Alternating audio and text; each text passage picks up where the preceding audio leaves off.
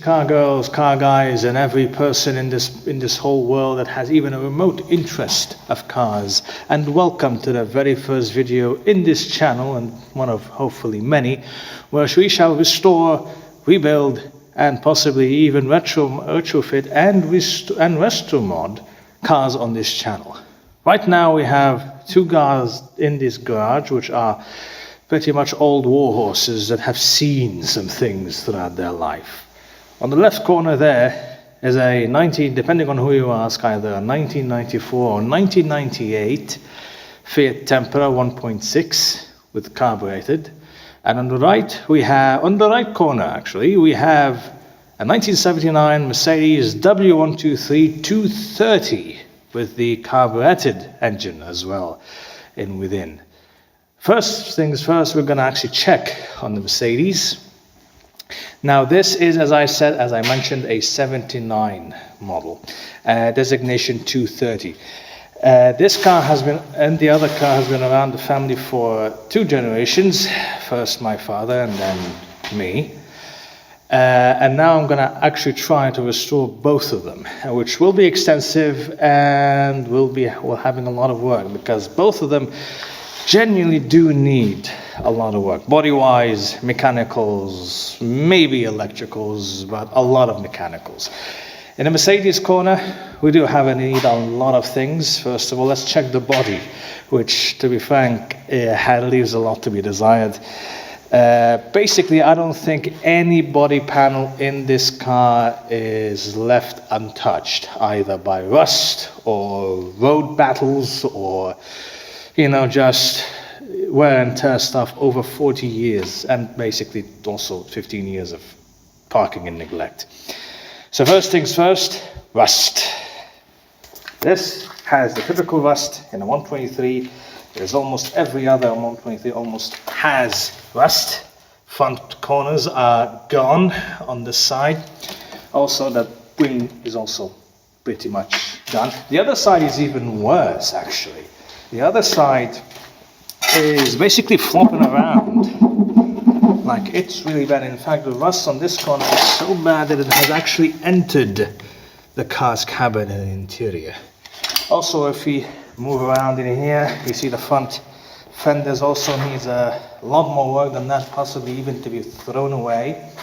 Because we've seen that the car 15 years ago, or 20, in fact, I remember, been told 1995, the car has had a 70 miles an hour face-off with a boulder on the road, on the motorway, and while the boulder lost, the car had a pretty victory, basically.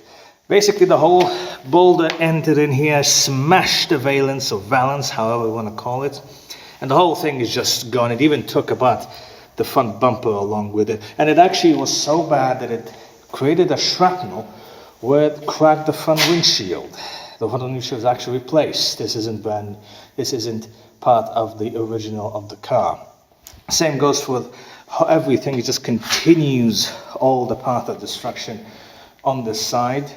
Also, if you move here in the back here, you also have rust right beneath the corners in the back. You can actually, if you open the rear boot and remove the covers in the back, the liners, you can actually see daylight right through it on both sides of this corner. And also, if you move into the roof, we can also find a bit of dent. Actually, the camera is picking it up, a bit of a dent of it. It's not massive, it's not significant. Thankfully, the Merc doesn't have major rust on the roof, with the exception of the drainage areas. In fact, let's show it to you now. Now, I don't know if the camera is gonna pick this up well enough, but here you go. We have some rust occurring in the channel within the sunroof. Although admittedly and thankfully, like mercifully, it doesn't have a deep enough rust where it actually created holes in the drainage, like it's salvageable. It's just surface rust that is deep enough that causes concern, but it's not so deep where we should actually have to patch holes into them. It just needs a Dremel tool, bit of wire brushing, and remove the rust, put some primer on it, rust converter, and then finally paint the whole thing. there is more. There is more rust to be had. Like I said, and the other side also has some significant rust. This door started to have some showings of surface rust in the door, and also look at the damage. I mean, look at that. The body, like I said, the whole body needs a full RestoMod, and also the rear end. The car was rear-ended at some point of its life. Sadly, it just the camera isn't showing it, but this corner here, it's basically not nice, and it actually caved in the rear taillights. And in fact, when you start standing and look at the entire rear deck lid, is actually lifting. You can see that? Yeah, that's because of the rear end. It just lifted this whole thing up, and it doesn't close properly because of it. So, and also if you look on the other side, look at this dent. Like, this is a massive amount of that. I don't know if the camera's gonna pick it up. Oh yeah, there it is. That's bad. That's really bad. And also, look at this. Yeah, that's not pretty. And although, to be honest, there's no rust behind the front of the rear wheels, they're gonna show up one way or another. 123s are notorious for not for hiding the rust, actually. However, the doors don't have any internal rust to speak of. I mean, look at the front doors. Look at them. Look at how nice and rust-free. In fact, I did check internally if there is. I don't feel any crunchiness in there. I can pull it on. I don't know if the camera is picking up. There is some surface rust, admittedly, but it's not rusted through. And this is the worst door of them all. The rest of the doors are actually rust-free. And then look at the interior. This is one of the positive things about this Merc. Look at the floor. Yeah, admittedly, I will admit, inside behind the footrest over there, there's a rust hole that you can see daylight if you removed it.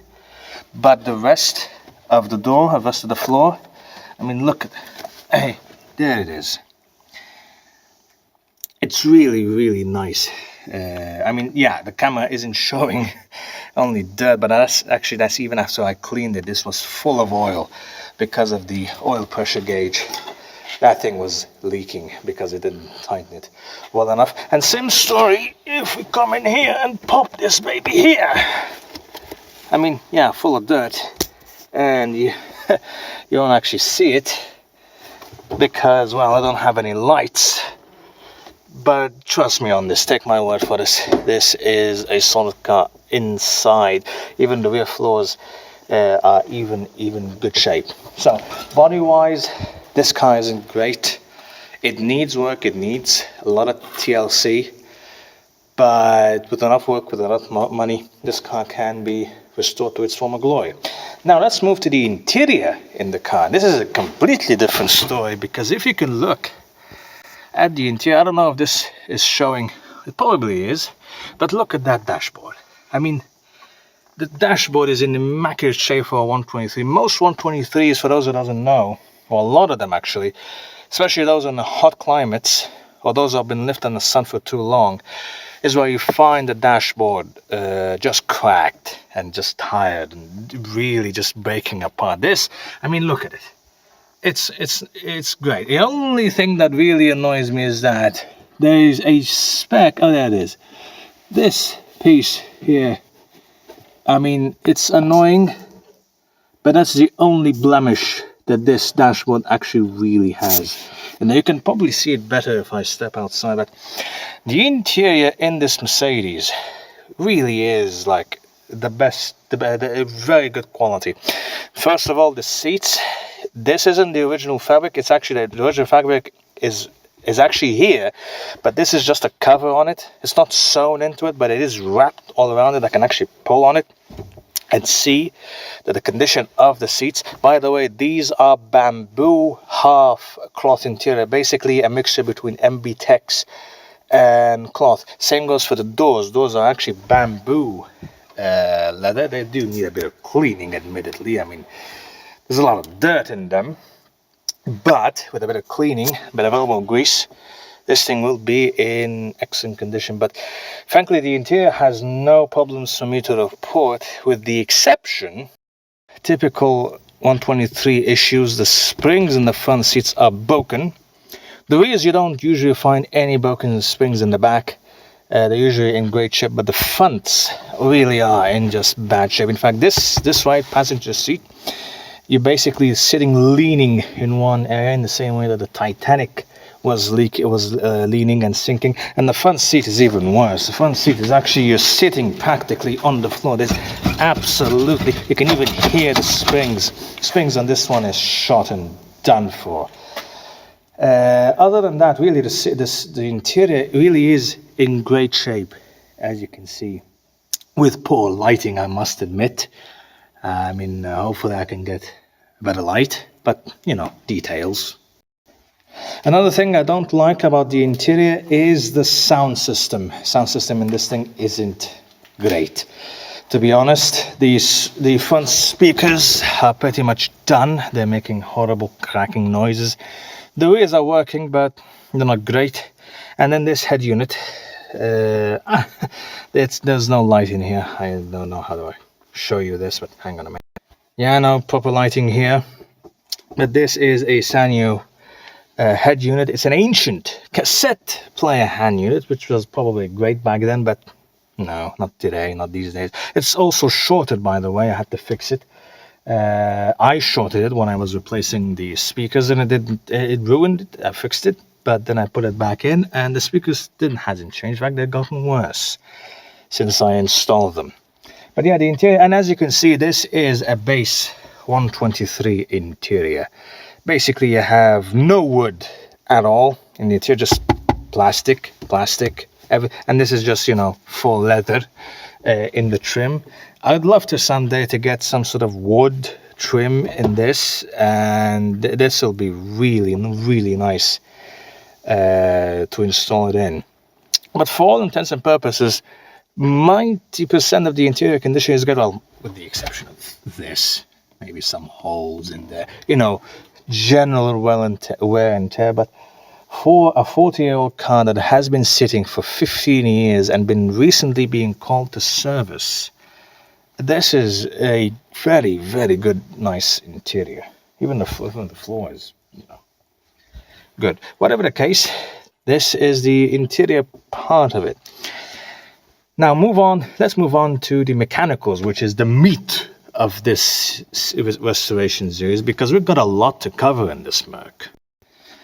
Let us start by opening the bonnet.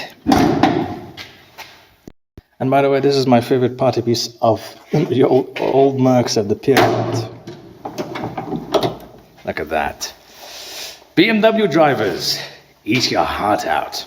Anyway, what you see here in this specimen of an engine is the 230 2.3 litre 4-cylinder engine, designated M115.954, a venerable engine in the 123 lineup. This is the engine that predates the Mercedes M102 engine, the same engine that you find in the 124, the 201, and the 201 Cosworth. So this engine predates this car. In fact, the M102 was the replacement for the M115. 109 horsepower, carbureted, of course. The M115 never came with fuel injection. And 100 and I believe 155, or maybe I'm optimistic, but I'm going to say 170 Newton meters of torque. Not a lot, but for 79, like, come on.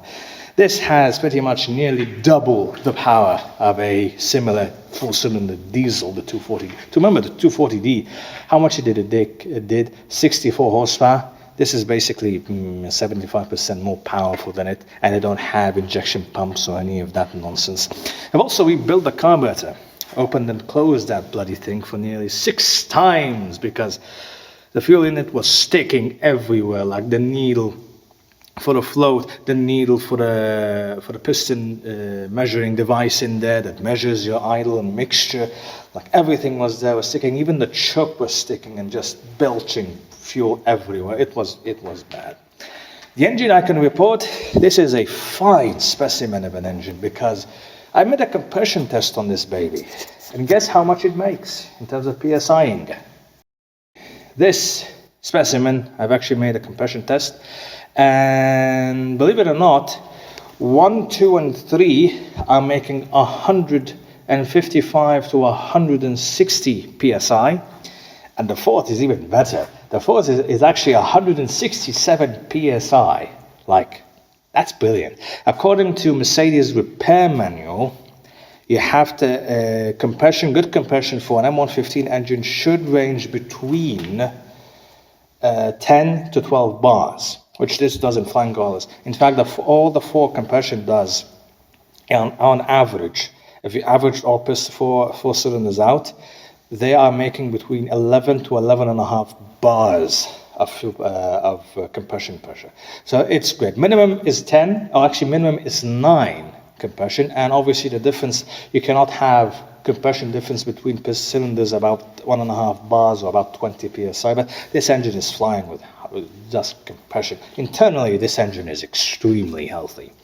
Everything else about the engine, while it's good, like we're talking internally, great, like even the timing chain is good, but externally, it's a different story. This engine is leaking from 3 different areas. Actually 4 if you count the power steering pump, but let's focus on the engine. The front main seal is leaking. The oil sump is leaking, and it's leaking even worse. I actually replaced it a couple of weeks before, and it's even leaking more oil out of it.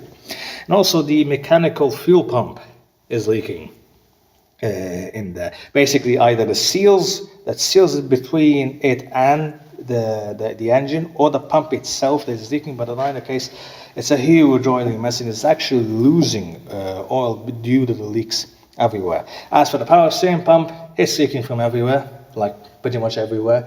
The front shaft seal is leaking. The rear housing where the oil ring, there's because in these power steerings, there's also a rear O-ring in the back, big O-ring in the back. That's also leaking, and also the cover is leaking, and even the hard lines, the sending and the pressure and the return line, are actually leaking, although they're not leaking from the hoses. In fact, high pressure hoses in a 123 is one of the most robust and long-lasting high pressure hoses in any car. Like, this is 40 years, and it never leaked ever. It's actually leaking from the washers, actually, where the fittings list in. You could not say otherwise about the return line. In here it's not leaking, but in general, people usually replace them because when they leak, they unusually leak sometimes here and there. But people, when they replace the lines, they actually replace it with any other line they could get their hands on, mainly fuel lines. And in this case, sadly, they don't last as long. So that's on the engine side. We have lots of oil leaks that we have to deal with. Another big item on the list that this car needs working is the steering box. Basically, typical in any 123, you have the steering box is basically just loose. I mean, look at this. Look at this. This is, you can basically run this car in an American noir film, black and white, and basically you can just literally do a scene in there inside the car. It is literally, I think, 2 inches of play in there, at least 2 inches in play. Also, did I forgot to mention the odometer? This thing is doing, has done, if the camera can focus, 164,401 kilometers, or for those of you who are living in America land, that is 102 or 103,000 miles, which does make sense when this engine has such good compression. Basically, for engines like these, they're basically a braking period. 160 is nothing for these engines. They can do 200, 300, 400. These engines are as reliable as your OM 616 and 617 diesels engine. In fact, this engine can be even argued that it's even more reliable than the M102, because the M102 did have some head gasket issues. And when I mean head gasket, it leaks oil from the head gasket. And also they sometimes have timing chain issues in the M102. But anyway, back to the matter at hand.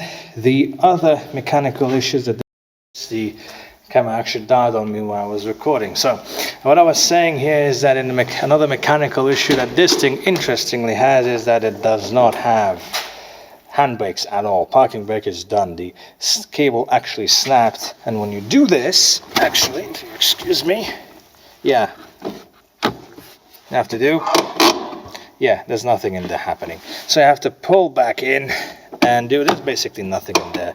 Basically I have to put it in gear, or put literally a rock in front of the wheels. Not very Mercedes-like. And practically in order to replace the cable in this thing, you're gonna have to take a center console, crawl underneath the car, and then in order to remove it, and also have to remove the kick panel and the footrest. So that's a big problem, and it just happened literally a couple of days ago. Moving on, the car also in desperate need of front upper control arms, like the ones in this one. This thing is toast. Not the ball joints, mind you, but it actually won't be able to say this, but the bushings where it mounts on in the chassis itself, that thing is done. That thing is toast. It's actually torn, and the whole upper control arm is bent, like it's twisting, to the point that the front wheels, I don't know, the wheels aren't doing this right now, but what's happening is the front wheels are actually so cambered in, you think that the car is going into a drift event, which obviously it isn't. Another major mechanical problem that this car has, rear suspension wise, the rear trailing arm bushes are done. They're gone. Basically what happens is, when you're driving the car, I've actually seen it myself when I launch it, the whole wheel literally shifts left to right, like a forward and backwards. That's never what you want to have to see happen in your rear wheels. Basically it does some funny things. One, it destroys tires, and two, it basically just, like, I don't know if it's showing it, but this thing is just shifting badly. Not right now, mind you. So that's also the rear subframe bushes are done as well, because I can actually literally put my hand in there and I can actually feel, where is it? There it is. I can actually feel the mounts, and yeah, they're literally falling apart. The rubber mounts are falling apart. So the rear whole suspension thing needs, like subframe, needs subframe mount, it needs this, it needs that, and even needs the rear diff mount, if you're going into that deep into fixing it. That's, I think, covers, oh yeah, it needs also needs a radiator, because the radiator in this thing is leaking where? Oh, look at it. Look at that blue coolant, and it's on the other side too. Basically the whole mating surface between the plastic and the core is leaking when the engine reaches slightly above operating temperature, like if the engine is doing 90 degrees C or maybe 100. Basically when the pressure inside the cooling system is high, then it starts leaking on the top and on the bottom. So that's a problem. So that probably covers all of the mechanical issues in this thing. There's probably one or two things I've missed, maybe. Oh yeah, the list. I've also worked on this car. I've fixed several things before I started filming this. I've actually replaced the clutch slave cylinder. That thing let go spectacularly, like it just burst when it was parked. Also, I've rebuilt both of the front brake calipers, because both of them were seizing badly, to the point that the left was actually developing smoking issues. And honestly, I wish I would have recorded rebuilding the front calipers, because there's some very nice tips and tricks I could have showed you to actually make the whole caliper just be rebuilt quicker, more efficient, and actually up to the standards of Mercedes, because there's actually, in the caliper pistons, there has to be a way where you can clock the piston inside or on the caliper, so that it doesn't make any squeaking noises when you are braking. We're in here. Let's actually start this engine. This is actually has never been started today. It's been running yesterday. So now let's start it up. This is its first time today. Oh yeah, look at that. looking at that, yeah, the fuel is low.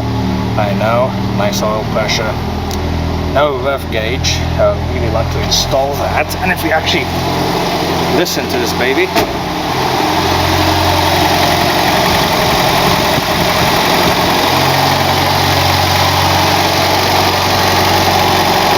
still cold. Ooh, very, very cold. This is the exhaust starting to heat up. Yeah, still really cold. Sounds nice, doesn't it? Let's shut it off.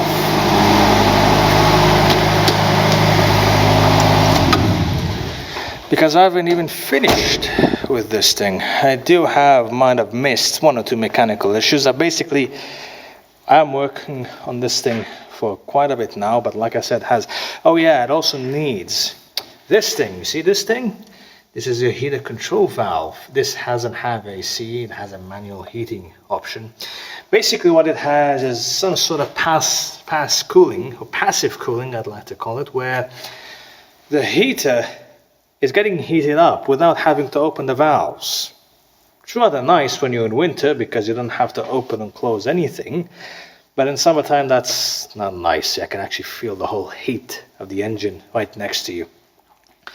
Those within you would say that's just a leaky control. I would say you are a cynic, my good person, because this is a feature, well, so far as I can tell, or so far as I care, in winter time. Obviously I'm going to have to replace it. I'm going to have to get rid of this feature. I have to put the actual feature in that, which actually doesn't allow water to go into the heater when you don't want it to do. So that's as far as I can go, or as I can tell you about mechanical issues. Basically, that's all I've covered. Now we can move to other things, including features in this thing, which this car doesn't have. Like, it has, from the factory, based on the options list, it has a power steering, it has mechanical sunshine roof, and it has rear dome lights. By the way, dome lights are actually an optional extra in 123, believe it or not. And it has a heated rear window, which was also an option. Other than that, there's no other thing. There's nothing else in there as an option. There's no AC, there's no climate control, there's no electric windows. There isn't even any central locking. You have to physically close every door on its own, which one would say that's a bit, complaining about something means that you're lazy, but it is actually a safety and security issue, I must admit, because sometimes I forget clocking them. Obviously, to be honest, I have made it a second nature that every time I get out of the car, I have to check every door lock to see if it's closed or not. But actually, even so, sometimes when I'm driving, I don't know if one of the locks are open or closed. When I leave it in here, sometimes I leave some of the doors locks open because getting in and out. So when I'm driving around, sometimes I realize when I actually get off the car and I check one of the doors are still open or the rear boot's still open. So that's the problem. Also, all the other options that I've mentioned, I intend to retrofit all of these systems back into this baby. Like, I want to put central locking. I want to put electric windows. I really want to put AC because in the area which I live, which is very hot, we're talking from the months of May all the way to August, ambient temperature is 35 degrees Celsius. And actually you can have record heights of 42 degrees C in some weeks. So yeah, I'd like to have some AC work if I really want to now. Right now it's first day in January, doesn't really matter, I just need the heater, that's it, thank you very much. But yeah, this is the list of things that this car needs. And now we shall move on onto the Tempra. It is with all of its tragic glory. Depending on who you ask, this is either 1994 or 1998 Fiat Tempra. And depending on who you ask, if you ask me, it's a 1994. If you ask the registration, it's actually a 1998. And the reason why I say it's a 1994, because the trim, the bumpers, and even the steering wheel suggests that this is an earlier version of the Tempra, because different versions of steering wheels and bumpers, when I mean here bumpers, basically the trim, would say it is of an earlier version. Also, quick trivia: the bumper on this Tempra, this isn't the only version that came with it. There's actually 4 bumper versions on this car. Then you have this version.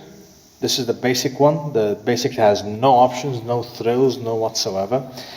And you can even see the cutouts with where the fog lamps should have been. Then you got the other version which does come equipped with fog lamps. Then you got another version which has a painted bumper that is actually a stripe all the corner within the front of the bumper, and it actually extends to the rear for the painted versions. And then you have the final one, which has a so-called wider mouth bumper. What it is essentially is you have, if you can see it here, you have a narrow mouth bumper in here. This is for the earlier versions of the Tempra, and depending on the options, you can actually spec it to have a wider opening. This is to allow cooling, obviously, and it actually extends all the way to either side of the fog lamps. Now into the engine. This is a 1.6 liter petrol engine, carbureted. It has a Weber 3234 TLDE, and in the Tempra you can actually have 5 different engine flavors for this thing: 4 petrol and a single diesel engine. If you excuse me here for a minute. So as I was saying, 4 or 5 different engine flavors for this thing. You could either have 1.4, 1.6, which this one has, 1.8, or 2 liter engine, either 8 valves, 16 valves, either. And you have a diesel engine, either 1.9 natural aspirated or 1.9 turbo diesel. Now, this car, I've actually spent a lot of money trying to fix this, and I fixed a lot of things in this. The problem is the engine's dead. The engine absolutely does not and will not try to start. The simple reason is it was ruined. It was ruined by the previous bastard mechanic who actually worked on this. This car was actually the daily. I used this car as a daily for, and the family has used it for 20 years. This car was with us since 2001. And this was the daily that replaced the Merc as a daily. Until the engine died, in which I had to bring out the Merc as a backup daily. But this car one had a lot of work done to it. It has a new steering box, or new back in 2017. It has a replacement steering box. It has a replacement radiator. It has a replacement AC condenser. Yes, this thing has not only AC, but climate control. This had an optional climate control back then in the 90s. It also has a replacement front power steering pump. I even bought 2 pairs of front struts, because the first one was ruined in 6 months, and the seller refused to take it back, so I had to buy a different one from a different seller. And I even bought in OEM original strut mounts for this thing. So this car had a lot of money spent and poured into it, only to have the engine ruined by the mechanic. And how it was ruined, you might ask? Well, ever heard of something called a thrust arm bearing, or thrust shims that are found in the engine and the crank? For those who doesn't know, thrust bearing or thrust shim is basically just like a bearing in a crank, except these protect the crank from side-to-side movement. First of all, it limits how the crank moves side to side, and it basically also protects the crank when you're for instance pressing on the clutch, so that the bearing, that piece of copper metallic piece, basically protects the crank from rubbing up against the block and basically just machining itself. In this one, the bearing fall off of the engine block, and the mechanic didn't fix it. In fact, what he did, he took an angle grinder and machined off the flywheel so that the engine wouldn't make much noise once I press on the clutch. And he refused to do the thrust bearings. Now, obviously, the obvious question is, why didn't you force him? Well, to be honest, I had no idea how important this thing really is, the thrust bear bushing. Now, the thrust bearing is just done. Or when I say done, the crank is done. The crank is done to the point that the engine refuses to start. And it refuses to start simply because this thing has electronic ignition system back in the early 90s. This has a Magneti Marelli Digiplex type of system. In fact, this is the same type of system that you find on 80s Ferraris. Like if you have a 308, for instance, or a 328, or you might have this type of ignition. It's not exactly the system, but the principle applied is from the same manufacturer, Magneti Marelli. And this relies basically on a crank trigger down there in the flywheel. Basically, so you get the idea. Basically, the crank has machined itself to the point where when you try to start the engine, first of all, the starter motor jumps out of the flywheel, so the starter just spins on its own. And then even more distressingly is the flywheel is moving so far left and right to the point that the crank trigger isn't triggering, the ignition isn't running, because it's not detecting the pickup from the flywheel. So the engine is not a non-runner. Even though, like I said, I have spent a lot of money, time and effort to make this a well-maintained car, at least. In any case, let's actually go into it. Let's run into it. First of all, the body on the Tempra is actually much better than the Merc. Like rust-wise, there isn't much rust to speak of. Like for those who are living in the UK specifically, where you have Fiats like these of this age running about, you would be surprised of how much rust. I mean, ignore this. We're going to talk about this for now, later. But just look. First, look at the sills. Look at the sills in here, how good they are. And if I can actually peel this, I did peel it before. The body inside is just rust-free. There are some minor rust areas, if I can find one around here. Like for this one, for instance, it's a very, very minor thing. I'll have to do just, the glass has to be taken out. But really, most of the rust in this car is surface, like these areas here. This is very typical. If you have a Tempra of this age, or door handle of this style, it's very typical to find that from use and age, hand rubbing in and out. In fact, it's all on doors here. Basically, your hand keeps rubbing in until you rub the paint out of this thing. So, yeah, there's that. But like I said, body-wise, this has in need of body damage repair, not rust repair, like these, for instance. This has been hit. I remember this. This car was hit on this side like about 10 years ago, I believe, and to this day it hasn't been fixed. I know that the car was rear-ended twice. The first time it was fixed properly, and the second, obviously, you won't be able to see anything, but you can actually see remnants of it. You can actually see this, and actually the camera isn't going to pick it up, sadly, but get my word for it.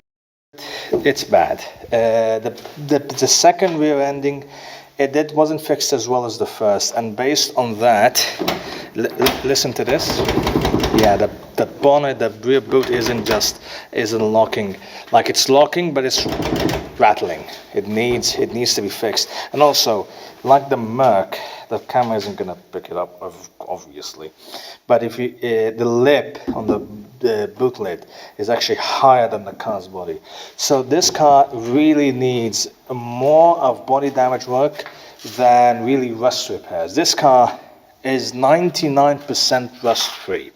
For a 90s Tempra, for a 90s Fiat in general, I mean, look at the strut mounts. It's dusty, of course, but no rust, none. And even if you go to the chassis legs, also very, very infamous piece in Fiats of this age. What you have here usually is a piece of metal that is sticking. This basically acts as your mount for the sides on the bumper. They're intact. They are rust-free. Obviously, sadly, this piece has been, because it has hit, it basically translated to the bottom, to that bumper mount. That needs to be fixed. But body-wise, it's in great shape. Relatively, like I said, there are damage repairs that needs to be done, and also a big repair that needs to be done is on the floor. Sadly, where I live, speed humps are more like Mount Everest, because the speed humps can be so high that it actually can cave in the floorboard, and I can actually feel the floorboard caved in. In fact, if I can put it below here, if you look, I don't know if the camera will pick this up, but the floor is actually caved in from the speed hump. I can actually see it in relation to, say, the rest of the body in this. Also, look at how rust-free this is. Really, the pinch weld might be a bit bent, but honestly, this is one of the, if few people live in Europe, especially in Britain, this is one of the cleanest examples of a Tempra body. Also, look at it here. I mean, yeah, it's not great. As I was saying, this needs a lot of body repairs, but the big problem thing with this is obviously the engine. This needs a different engine, and for me, I decided to elect an executive decision, and that is, I'm not going to rebuild or replace this engine with a similar engine. Instead, what I'm going to do is I'm going to spruce it up. This is where the RestoModding starts coming in. What I'm actually going to do is going to swap this engine, which is a 1.6, as like I said, into a 2-liter turbo engine, because Tempra did receive a turbo engine, but only in Brazil. And 2, this car shares basically everything with other cars that had the turbo, including the Fiat Coupe. For those who know, and for those who don't, believe it or not, the Tempra and the Coupe are exactly the same cars. Basically, this Tempra is a Type 3 car.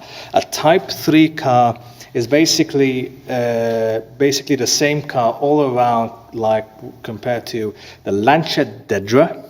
Yes, and I said Dedra, not Delta. And the Alfa Romeo 155, in fact, you can see here, Fiat Lancia. So all these cars are exactly the same, pretty much the same.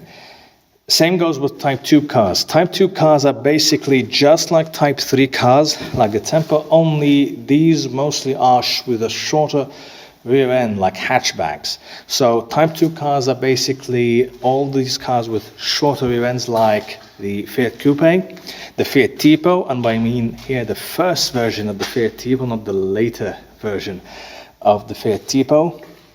Also, the Alfa Romeo 145, 146, and 144. They're all the same cars underneath. Alfa Romeo GTV and GTV6, the front-wheel drive ones, not the rear-wheel drive ones. And I also might be forgetting 1 or 2 cars, but yeah, they're all practically the same cars. In fact, if you remove all of these cars' bumpers and headlamps and even fenders and bonnets and put them next to each other, the chassis legs are pretty much the same. The bones of this thing and all of the other cars, the Type 2 and Type 3, are exactly the same. In fact, let's actually have a pop into the interior for a moment as well. Ignore the mess in there, but this, it has shown age of a Tempra being used for 20 years. First of all, the dashboard is cracked everywhere, and this has one of the worst dashboard like fitment design issues I have ever seen in any car. And look at this thing. Like, this came from like that, and these are one of the flimsiest plastics you can ever assume. And every single bump you take on this car, this happens. Yeah, you can hear.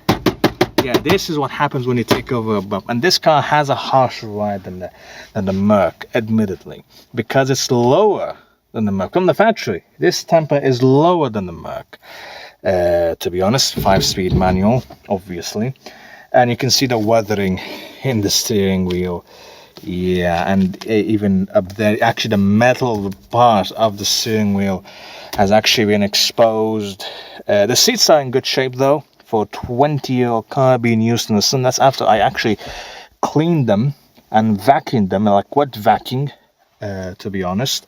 Oh yeah, this is the climate control in this baby. By the way, this climate control, you can find it in almost any other Fiat Lancia and Alfa Romeo cars of the period, but with different, themes and looks. But it's the same system, the same very heart underneath. And once I actually dive into this, when I'm fixing and upgrading this baby, we're gonna dive deep into this thing.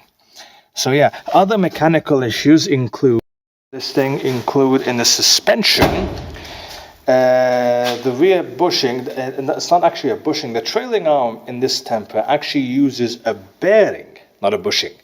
It literally uses a bearing, and this applies to every single car, Fiat, Lancia and Alfa Romeo of the period. Basically all of these cars, the Type 2 and the Type 3, used exactly the same front and rear subframe, including here in the rear. The only differences might be that there are versions that came with four-wheel drive, like the 155 Q4, for instance, or the Lancia Dedra Integrale. By the way, both of these cars have exactly the same engines and exactly the same drivetrain as the Lancia Delta Integrale. Basically, both of these cars have basically nicked of the everything. Literally everything from the Delta Integrale. They're basically, as Jeremy Clarkson once said of the 155 Q4, it's basically a Lancia Delta Integrale in drag, which yeah, it's pretty much, depending on how you look at it, maybe yes, maybe no, but whatever.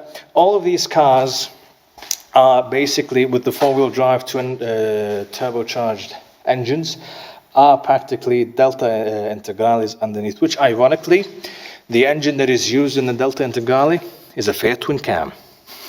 Like, yeah, it's a Fiat twin cam. So, back to the main topic, the subframe in the rear uses, in the trailing arms, instead of bushings, it uses bearings. Instead of a bushing where they have a bolt going through a piece of rubber, you have an actual bearing, two bearings actually, a pair of bearings for each side of the trailing arm.